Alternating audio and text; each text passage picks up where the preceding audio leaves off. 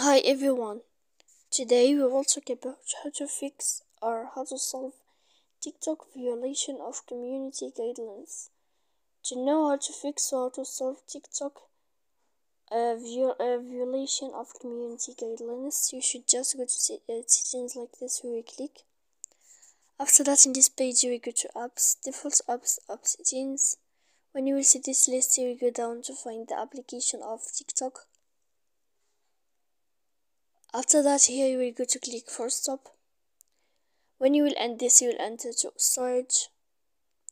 After that, you will go to click clear cache. Then you will go to click clear data. And when you will end all this stuff, as you see, you can turn off your Wi-Fi.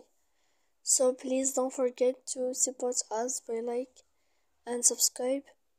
See you next time in another video, and thank you for watching.